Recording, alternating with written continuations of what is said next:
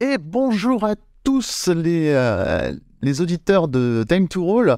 Aujourd'hui, c'est une vidéo assez particulière où je vais intervenir dans un format dont on n'a pas l'habitude, c'est-à-dire on va faire une interview d'un auteur de jeux de rôle, qui aussi a sa propre maison d'édition, et il vient présenter Imperium 5. Imperium 5, c'est un jeu qui est actuellement en financement participatif sur Game of Tabletop. Vous pourrez le trouver dans le lien en description. Et là, on va tout simplement vous expliquer quel est cet univers, en quoi ça correspond, quoi ça correspond, quelle est son originalité, et voilà. Et quoi de mieux pour nous en parler que Patrick Massaad, qui va nous présenter son bébé. Bonsoir Patrick, comment vas-tu? Bonsoir, je vais très bien, ravi d'être ici, Alors parmi vous. cette nouvelle aventure là, ce financement participatif là qui s'est lancé ce lundi sur Imperium 5. Qu'est-ce que tu en penses pour l'instant? Comment ça se passe? C'est un peu de stress? Ça se passe bien? C'est tranquille? Alors, du stress, oui, faut pas se leurrer, hein, c'est toujours stressant de découvrir quelque chose. Ça se passe bien, je pense qu'on doit être à 82% ou quelque chose dans le genre. Ça va. Donc j'espère qu'on va atteindre les 100% très vite. Moi j'espère au-delà. Et Au-delà, il y a de bons petits ah, trucs hein, qui sont bien au-delà. Hein. Oui, oui, je pense qu'une fois qu'on atteint les 100%, après les gens sont un peu rassurés, ils vont rejoindre le projet. Oui, il y a pas mal de petites choses qu'on a préparées et qui sont fort sympathiques, effectivement. Alors je propose qu'on commence déjà à discuter sur Imperium 5. T'as vu, tu vois peut-être pas là, mais j'ai ma petite Et la illustration de pyramide la petite derrière. pyramide derrière moi là, et je propose qu'on discute un peu d'Imperium 5. Qu'est-ce que c'est Imperium 5? De quoi ça traite? Quel est le style de jeu pour les gens qui connaissent pas? Comment tu pourrais Mhm. résumer un petit peu cet univers? Alors, on va faire effectivement un premier résumé assez succinct mais précis. C'est un univers de science-fiction où la technologie est véritablement omniprésente et quasiment divine. Euh, le fondement de cet univers est un événement qui a eu lieu il y a très longtemps, il y a plusieurs siècles, qu'on appelle le cataclysme, le crash quantique, qui a effacé la mémoire, les souvenirs des individus, des artefacts, des devices, des équipements, des intelligences artificielles. La société s'est reconstruite, poussée par une organisation qui s'appelle Mu, et Mu a fondé la nouvelle société, la nouvelle civilisation. Plusieurs siècles se sont écoulés, et une partie de la technologie a été redécouverte, mais il reste énormément de choses à découvrir, et les joueurs vont incarner en fait des personnages qui vont se rendre compte qu'il y a une dissonance dans le monde. C'est-à-dire que la fabrication de cette nouvelle société, de cette nouvelle civilisation, elle s'est faite véritablement de façon très particulière. On a réinjecté des consciences dans des corps, et les joueurs vont avoir des souvenirs de leurs anciennes vies qui ne correspondent pas en fait à leurs souvenirs actuels, et ils vont commencer à se poser des questions. Et en se posant des questions, ils vont interagir avec le reste de la société, de la civilisation, avec les empires, avec Mu, avec l'administration générale, avec les nobles. Donc ça, ce sont les forces qui sont véritablement en présence. Et en tant que groupe, en tant qu'entente, ils vont devenir en fait une force supplémentaire. Un petit grain de sable au départ et qui, je l'espère, chaque table va pouvoir bouleverser son propre monde d'Imperium. Ah, Voilà. donc tu places vraiment à t'entendre, tu places vraiment au cœur du jeu le groupe de joueurs. Exactement. C'est très important que la table, donc les joueurs, puissent prendre en main la narration, se poser des questions, découvrir des choses, et une fois qu'ils sont confirmés, assurés dans ce monde, qu'ils le comprennent, qu'ils puissent en fait tirer les ficelles pour Ouais. l'orienter dans une direction ou dans une autre. Ah, c'est très intéressant. Et en fait, j'ai vu, parce que quand même, je me suis un petit peu documenté, bon, possible que j'ai le Rebit 0 quelque part là.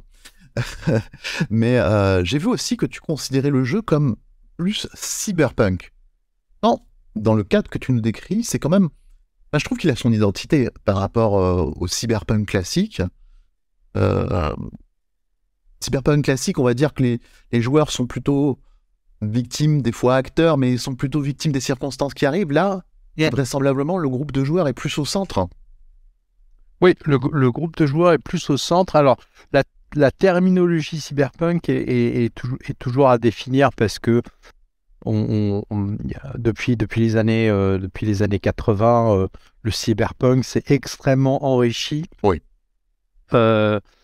Pour moi, en fait, il y a le côté cyber, c'est le côté technologique. Donc, je suis allé bien au-delà, en fait, d'une technologie d'anticipation qu'on peut découvrir dans les romans ou dans les films. Et puis, il y a le côté punk, c'est le côté sombre, le côté rebelle, le côté opposition à une société qui s'est imposée à nous. Et donc, en ça, je rejoins le cyberpunk. Voilà. Je m'éloigne évidemment du cyberpunk classique avec des néons et du chrome. C'est pas du tout l'ambiance. Et effectivement, en fait, je centre la narration autour des personnages qui sont incarnés par les joueurs. En fait, c'est la table qui fait bouger le monde. Voilà. Donc, dans un premier temps, le monde accompagne les joueurs. Oui. Et les personnages et les joueuses. Et puis ensuite, c'est aux joueuses et aux joueurs, via leurs avatars, via leurs personnages, de faire bouger le monde dans le sens où ils veulent. Ouais, c'est intéressant. C'est vraiment un concept unique. Hein. Franchement, j'ai jamais vu ça. Enfin, si, on a vu ça évidemment des campagnes. On a tous vécu des campagnes très centrées sur les joueurs, mais c'est rare de voir le jeu qui de base va te dire ça va être comme ça. Il y en a, mais c'est quand même assez rare, surtout dans ce cadre un peu science-fiction, très particulier, parce que c'est à huis clos sur une même planète, une planète qui est pas d'ailleurs nommée. Qui est pas d'ailleurs nommée. Je ne te ferai pas de révélation. J'essaye, mais de toute façon, il ne faut surtout pas. Mais ça, c'est quelque chose que j'avais remarqué. Après, alors, il y a, de mon côté, il n'y a pas de notion d'innovation. Il y a en fait un univers qui a été construit, qui est logique, qui a ses règles, qui, je pense, à mon sens, fonctionne. Au fur et à mesure que les gens vont découvrir les secrets, ils vont se rendre compte qu'il est extrêmement solide. Il n'y a pas de... Considère pas... En fait, c'est ma manière de jouer et au final, quand on y réfléchit, les gens vont appréhender ces notions très centriques, caractère centrique, elles sont communes. Voilà. J'invente rien du tout. Je les applique juste en fait à mon univers. Et effectivement, on est sur sur de la science-fiction véritablement, sauf que effectivement, comme tu l'as dit, on est dans un huis clos planétaire, on est dans un planète opéra. C'est un terme que j'ai appris il n'y a pas très longtemps. On est dans cette espèce de cloisonnement et ça crée en fait une ambiance très particulière, je trouve, avec une multitude d'empires. Il y en a 5. D'habitude, c'est des empires galactiques. Donc, ils ont de l'espace pour s'étendre. Là, ils ont des territoires sur une seule planète. De temps en temps, ils peuvent peut-être sortir dans le système solaire, mais bon, ça, je laisserai les joueurs le découvrir. D'accord. C'est plein de révélations qui nous attendent, et ça, c'est pas mal. Quelque chose dont j'aimerais aborder avec toi, qui m'a beaucoup touché à la lecture du Rebuild 0, c'est le choix graphique. Le choix graphique est juste fabuleux, hallucinant. D'où est venu ce choix graphique? Comment ça s'est monté? Les artistes qui travaillent avec toi, comment tu les as trouvés? Comment ça a dû être un sacré périple de monter ça, parce que franchement, la charte graphique, elle est splendide. Déjà, merci. Je transmettrai à qui de droit. Alors, pour moi, il y a trois 3 éléments qu'il a fallu réunir parce que c'est toujours très difficile. Il y a la charte graphique dont tu parles, donc en fait la manière dont le bouquin est construit avec toute cette aération, ce côté très aéré. Voilà. Il y a la partie character design, donc les personnages, la touche graphique, comment travailler ça, comment harmoniser ça, alors qu'il y a 3 artistes actuellement, Fanny, Martin et Mélanie. Et puis ensuite, il y a les environnements. Voilà. Donc, il a fallu agencer tout ça, aller à la recherche des gens. En fait, ça s'est construit par trouver une première personne, et ça a été Fanny, l'illustratrice principale, qui fait les character design, du travail qu'on a fait avec elle sur, en fait, qu'est-ce qu'on pouvait imaginer comme univers. Ensuite, j'ai été sur ArtStation. J'ai passé des nuits blanches à regarder des images pour essayer de voir ce qui me correspondait le mieux à mon univers. Je suis tombé sur des artistes. Par exemple, l'image qui est derrière toi, c'est un Polonais qui l'a faite, qui représente exactement ce que j'avais en tête. En fait, je l'ai vu, j'ai harcelé le gars. Au bout d'un moment, il a dit « Ok, Banco, je te passe mon image ». Ça correspond en fait à l'imagerie que j'ai d'Imperium, et à partir de là, en fait, on a fondé toute la charte graphique. Voilà. Donc, on a Maud qui est la graphiste, lui est l'UX designer, et elle m'a fait en fait l'ensemble de la charte pour Imperium 5. On est tombé d'accord avec Fanny sur de la colorométrie, etc., etc. Et ensuite, Martin et Mélanie qui ont rejoint le groupe, en fait, ont complété le trio d'illustrateurs. Voilà. Donc, je pense que c'est une vision qui s'est construite, que j'ai orientée, mais que je n'ai pas fait tout seul. Voilà. C'est vraiment chacun est venu à contribuer, à apporter quelque chose. Et tant que ça correspondait, que c'était dans mon imaginaire, voilà, c'était accepté, c'était intégré. Et tu as bien noté un mot qui je trouve très intéressant, c'est pas tout seul. Et on dirait bien vraiment de ce que je vois, que ça te tient vraiment à cœur, car une fois par semaine, si mes souvenirs sont bons, il y a un live participatif sur lesquels tu as un invité. Alors je crois qu'il y a eu Freux, Guillaume Jantet. Guillaume Jantet, il y a eu Frimae juste avant. J'ai fait le premier pour lancer le truc. Voilà, il va y en avoir d'autres. Et est-ce que tu peux expliquer donc en quoi consiste ce live participatif, comment ça fonctionne et comment ça touche et comment tu intègres tout ça à l'univers que tu construis d'Imperium 5? Alors, dans l'idée globale, en fait, je demande à un maître de cérémonie, une maîtresse de cérémonie, de prendre un sujet qui l'intéresse dans le lore d'Imperium 5. On se coordonne un petit peu pour éviter que ce soit trop dissonant par rapport à l'univers. Mais l'objectif, c'est que en fait, la personne prenne en main en fait un sujet. Elle le construit et ensuite, on va en live. Elle propose l'idée initiale aux viewers et elle commence à leur poser des questions. Ça peut être des espèces de sondages qui sont lancés, etc. Ça génère de la discussion. Et le maître de cérémonie et moi-même, en fait, on prend des notes. L'idée, c'est qu'une fois que le live est terminé, que les gens ont participé, collaboré, apporté leur imaginaire, on rassemble tout ça dans une aide de jeu qui va faire 4 à 6 pages, qui sera maquettée, qui sera illustrée, et qu'on va offrir aux souscripteurs. Et ça fait partie en fait des objectifs sociaux. Voilà. On s'est dit, c'est Frimae, la rôliste, qui a eu l'idée, c'est on va faire des objectifs sociaux, mais en fait, quel est l'intérêt de faire des objectifs sociaux si c'est pour débloquer une illustration enfin, bref. Oui, tout à fait. Autant, en fait, donner du contenu qui vient de la communauté. Donc là, en fait, l'idée de ces lives a été lancée, on les a organisés, on a travaillé dessus, j'ai invité donc... il va y avoir Vieux Geek, le MJ masqué, il y a Trikitov, qui vont être présents. Et c'est des gens qui ont déjà travaillé dans le cadre d'OBA ou dans le cadre d'Imperium 5. On va compiler tout ça. Ça va faire à peu près une 40aine de pages, grosso modo, peut-être un peu plus. Maquetté, illustré, transformé en PDF et fourni aux souscripteurs.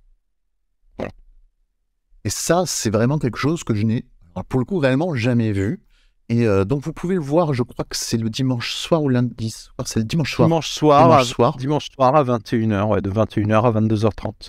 On vous mettra le lien, pareil, en description. N'hésitez pas à passer, faire un petit coucou, vous renseigner sur le jeu, voir un petit peu de quoi ça parle, et surtout donner votre avis, parce que, pour le coup, les idées sont importantes, et on peut avoir une petite idée, et tout d'un coup, ça fait germer d'autres idées, et puis à l'arrivée, on voit un petit supplément, et on a contribué à ça, et c'est une très bonne idée. Enfin, pour moi, je trouve que c'est vraiment très sympa.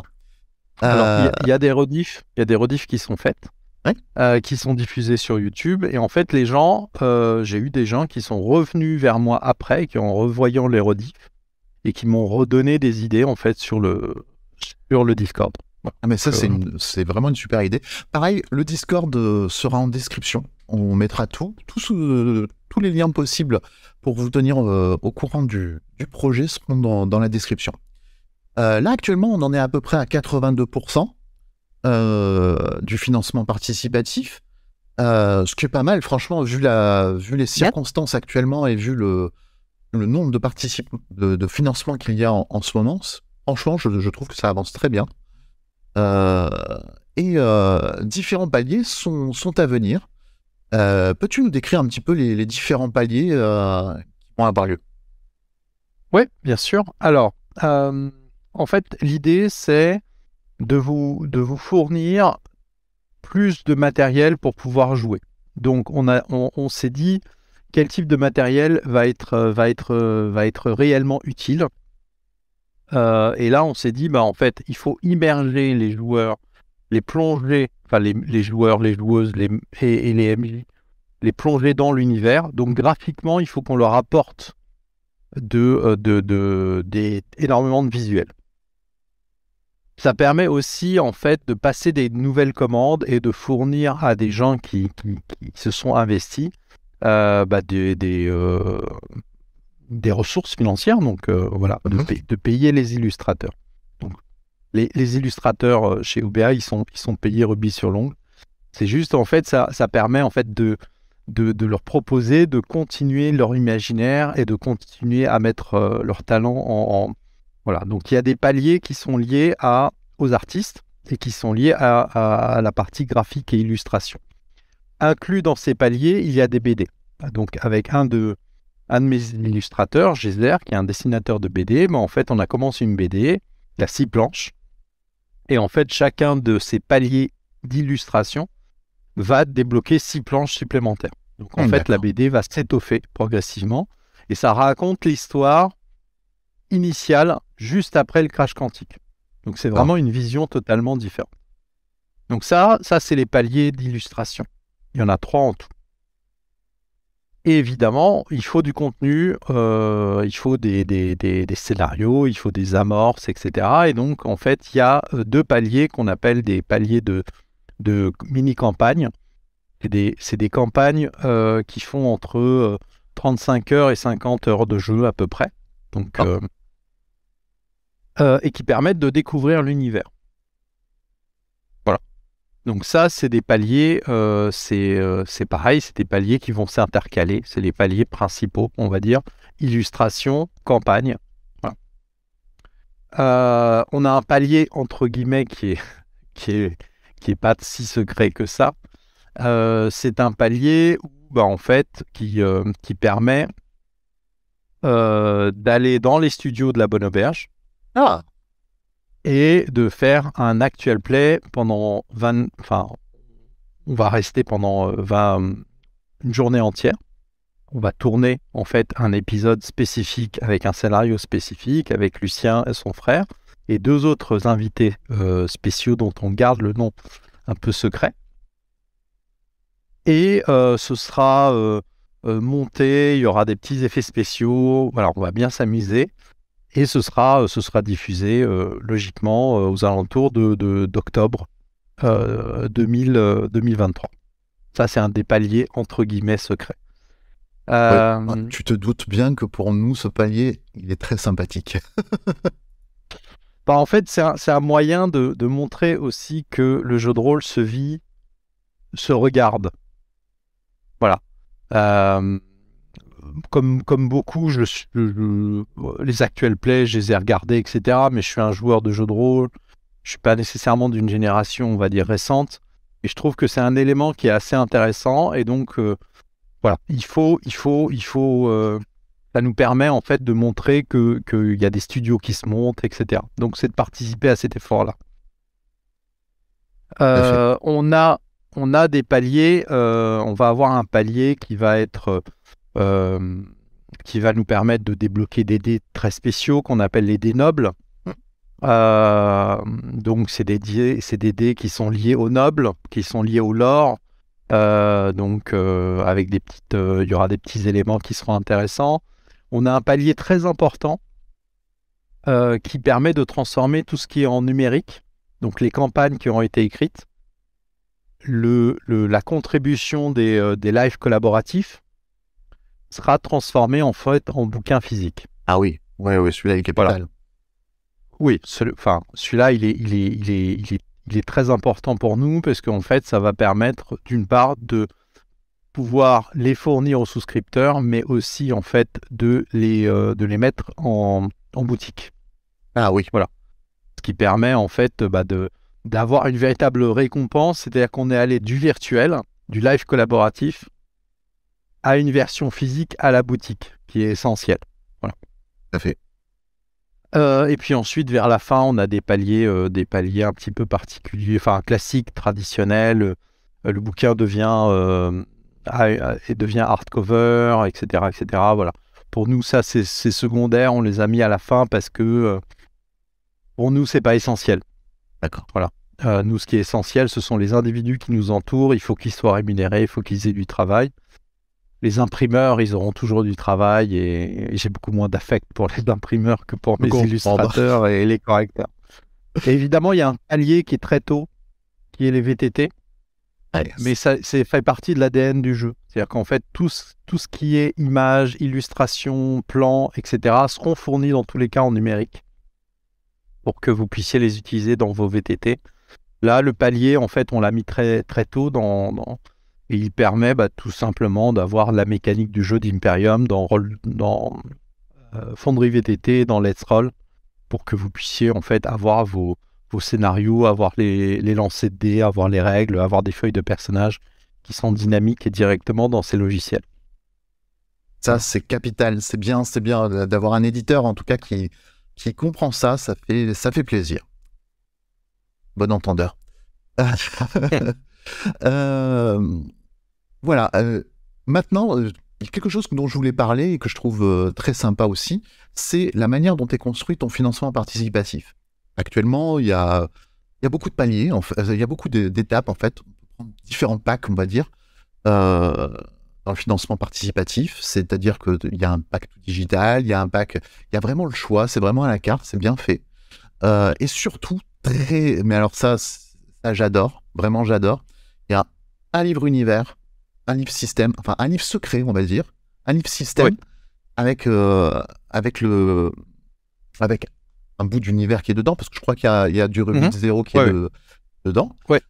Et ça c'est vraiment excellent. J'ai vu qu'il y avait RJ Gropé qui fait la même chose, et ça, je trouve ça juste génial. C'est tout bête, c'est-à-dire que il y a les deux livres, joue. Qu'est-ce que tu... Ouais. En fait, l'idée, c'était de dire, en fait, on a un livre 1 qu'on a nommé l'essentiel, qui permet, un peu comme le kit que tu as, on a réécrit les textes par rapport au retour, on a réécrit la mécanique de jeu, on a rajouté énormément d'exemples, énormément de conseils, on a intégré dans le livre conseil une campagne qu'on appelle la campagne mercenaire. On a là toute la création de l'entente et du groupe dans le livre essentiel, et en fait, quand on a le livre essentiel, on peut jouer à Imperium, on peut faire la campagne, Et après, on se dit, bah, ok, est-ce que ça m'intéresse, est-ce que ça m'intéresse pas? Et à ce moment-là, bah, en fait, on est libre de se dire, bah, je vais aller en boutique ou je vais aller sur le site d'OBA et je vais acheter le livre des secrets. C'est Voilà. super. Donc, bah, en fait, on s'est dit, bah, on va faire un pack découverte qu'on a appelé ADM, petite référence à un des groupuscules de Mu qui s'occupe de l'humanité. D'accord. Et puis on s'est dit, bah en fait, comment dire, avoir une vision plus globale, bah en fait, on a le deuxième livre, le livre des secrets. Le livre des secrets, j'en parle très rapidement, c'est une encyclopédie, une espèce de base de données au final, où il y a tous les secrets. Et donc les gens peuvent piocher dans les secrets, ils sont pas obligés de les lire dans leur ensemble. Et je déconseille de les lire dans leur ensemble. Je pense qu'il y a très peu de gens qui ont lu l'Universalis, pour ceux qui savent ce que c'est. Donc en général, on pioche des articles. Voilà. On ne lit pas Wikipédia, on pioche un article dans Wikipédia, et puis potentiellement, on peut se balader dans les liens. Et le livre des secrets, c'est exactement comme ça qu'il est conçu et voulu. Et dans le livre des secrets, il y a aussi des conseils pour fabriquer des scénarios en réponse aux questionnements des joueurs. Voilà. Donc c'est véritablement une espèce de source de révélation fondamentale, le livre des secrets, mais il peut être acquis après. Voilà. Les gens peuvent commencer à jouer, et si la table veut continuer, bah, en fait, on peut acquérir à plusieurs le bouquin du livre des secrets, on peut avancer. Et donc c'est comme ça en fait qu'a été conçu le financement participatif.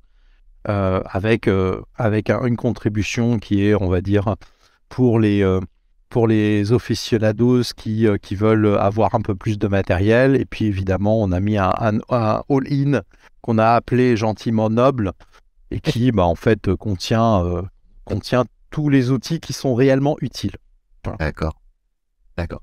Est-ce que, donc voilà, une dernière question, en fait, sur Imperium 5. Après... je parlais un petit peu d'OBA. Donc sur Imperium 5, dernière question, c'est ce financement terminé, est-ce que c'est une philosophie comme Night et tout, c'est fini, ou est-ce que c'est une philosophie, un univers, et comme ça à l'instant T, et on va le faire évoluer, on va le faire vivre? Alors, on est plus dans la deuxième proposition. Donc là, actuellement, j'allais dire,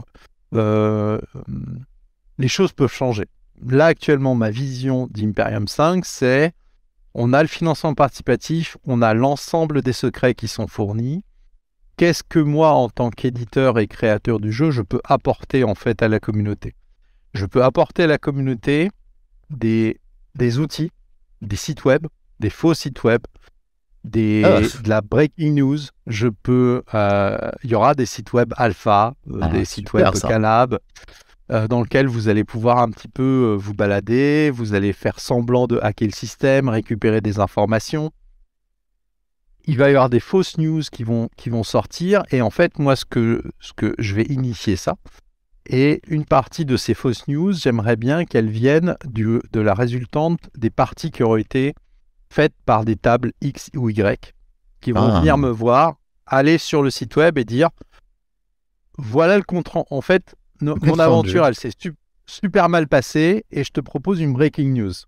Donc moi, je fabrique la breaking news, et je la diffuse, ce qui fait que les autres tables vont pouvoir visualiser, voir réellement en fait de nouvelles news réelles sur, en fait, il s'est passé telle chose dans tel secteur, dans telle ville, et en fait, ça a été véritablement joué par des tables à travers la France ou à travers les pays francophones. Voilà. Ça, je pense que c'est une véritable valeur ajoutée dans le cadre d'Imperium. C'est un vrai monde vivant. Ouais, c'est vraiment l'objectif. Après, si les gens veulent qu'on fasse une concaténation, le terme est peut-être un peu informatique, mais qu'on fasse une compilation d'informations, qu'on les maquette, qu'on les illustre et qu'on les publie, on pourra le faire, mais c'est pas l'idée initiale. Et ce sera vraiment à l'initiation en fait de la communauté qu'on fera ça. D'accord. Maintenant, on va parler un petit peu d'OBA, parce que, bon, là, c'est vrai que l'actualité, c'est Imperium 5, c'est le bébé, c'est un petit peu le cœur d'OBA, mais OBA, c'est éveilleuses aussi qui font actuellement aussi l'actualité.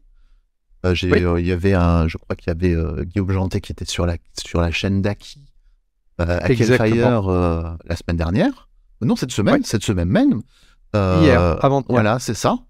Donc, coucou Aki d'ailleurs, sans qui on n'aurait pas forcément ce bel overlay. Et donc, c'est l'éveilleuse, c'est Wallowide, c'est Greka. Est-ce que tu peux nous parler un petit peu succinctement? On refera peut-être une émission pour parler de ces divers projets. Peut-être que Merlin Ouais. viendra nous voir, Bah, Guillaume. ce serait avec joie. Ce Ah serait ben, avec joie. D'ailleurs, je vais me permettre de montrer, alors, attends, puisque tu les as tous cités, sauf un. qui j'ai oublié? Ah non, j'ai honte. Ah, non. Ah bah non, Alors, bâton, voilà. non? Ah oui, yes. Ah, attends. Ça, c'est un de nos projets qui est en cours de création. Voilà. Donc Sublime. c'est l'une. Voilà. Donc en fait, OBA, c'est pour l'instant, c'est 4 jeux qui sont en fabrication. L'éveilleuse, c'est un jeu qui est fini, Mhm. qui m'a été proposé par Guillaume au mois de janvier. Et en fait, je lui ai dit que la proposition était hyper intéressante, que la mise en page était fantastique, faite par Willika Bourdin. Et en fait, on l'a imprimé. Il va être en boutique à partir du 7 avril. D'accord. Et c'est comme ça que je fonctionne avec Guillaume. C'est sur des coups de cœur. Voilà. Il y a Freux qui lance une idée. Il y a Guillaume qui rebondit dessus. Et j'édite des petits livrets avec des super bâtons RPG. On a d'autres projets avec Guillaume qui sont un peu plus techniques au niveau de la fabrication. Transformer l'une en nuit en physique, par exemple, pour être distribué en boutique. Voilà. Donc ça, c'est des projets spécifiques avec Guillaume Jantet. Et puis j'ai rencontré plein d'autres personnes qui avaient des idées originales, qui avaient la volonté de faire imprimer leurs jeux, éditer leurs jeux. Moi, j'avais la volonté en fait de distribuer des petits jeux facilement, qui peuvent être facilement pris en main et de les distribuer en boutique. Donc Wallowide, j'ai rencontré Merlin de la chaîne Geekpoa, qui avait une idée d'univers très très très original, où vous allez jouer en fait des policiers, des agents, des enquêteurs, des journalistes au fin fond des États-Unis, dans le Wyoming, dans un comté inventé par Merlin en 2019. Et en fait, c'est des enquêtes policières, sauf qu'au-delà de ces enquêtes policières, c'est l'histoire, le poids psychologique de chacun des personnages qui va venir étoffer la narration, un peu comme dans une série policière américaine. Voilà. Le fil rouge, c'est l'enquête, mais au final, on apprend plein de choses sur les personnages. Sur les personnages. Voilà. D'accord. Exactement. Voilà. Donc, la mécanique, c'est du Itos, c'est un jeu, c'est un jeu espagnol. Voilà. Je sais pas si oui, c'est 3D10, tout à fait, avec des mots-clés. Exactement. Mm-hmm. Exactement. Donc, il l'a modifié un petit peu. Et puis, il va y avoir en fait une campagne, une saison 1. Voilà.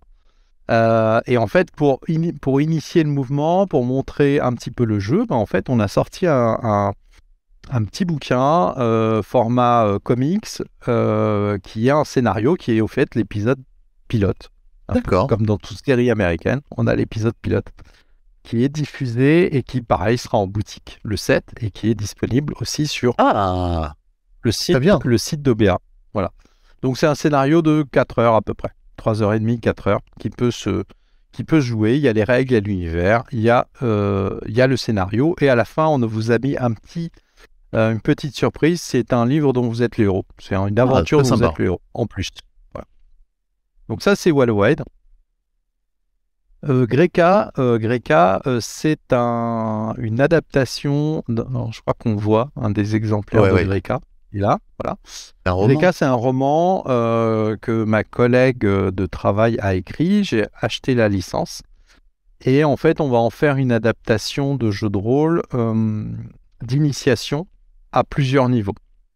C'est-à-dire qu'en fait, il va y avoir une charte graphique très particulière et on va aider les joueurs les lecteurs, à rentrer dans le monde du jeu de rôle. C'est ce qu'on appelle pour nous, en fait, un pont ludique. C'est-à-dire comment tu emmènes quelqu'un du monde de l'imaginaire vers le jeu de rôle et au-delà. Donc, c'est vraiment une expérience qu'on va faire. On va voir si ça marche, si ça marche pas.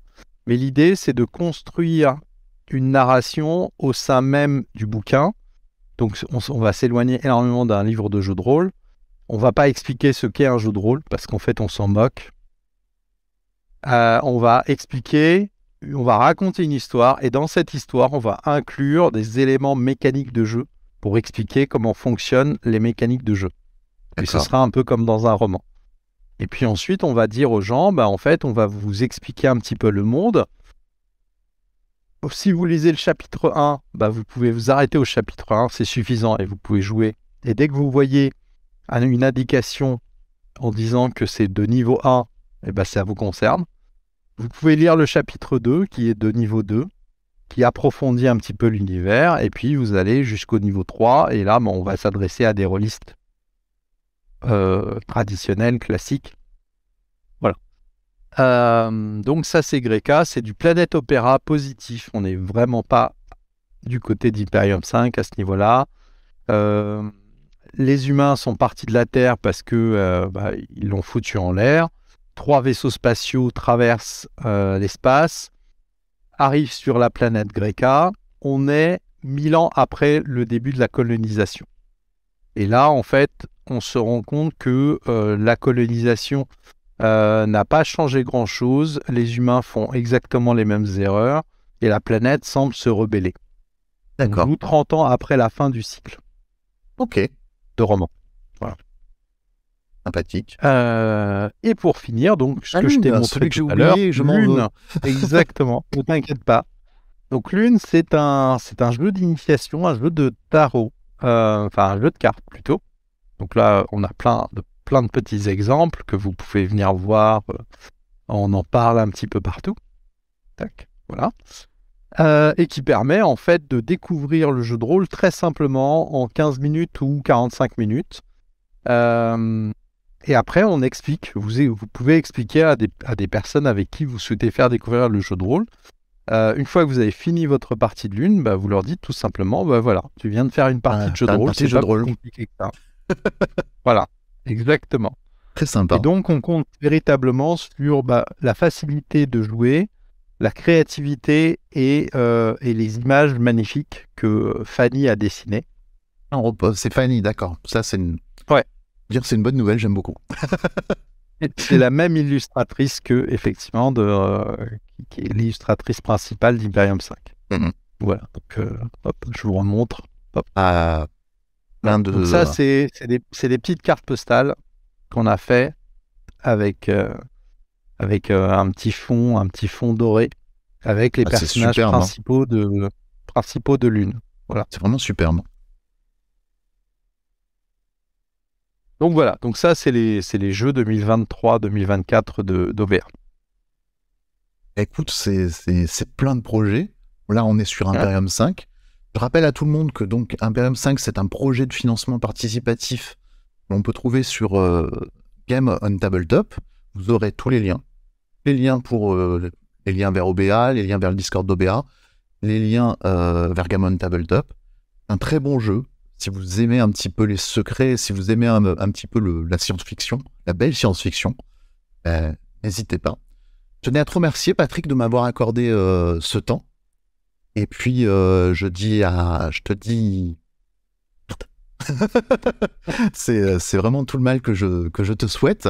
Et j'espère qu'on aura l'occasion de t'avoir de temps en temps pour tes futurs projets avec Merlin et avec Fanny, dont je suis très fan, avec Frimae.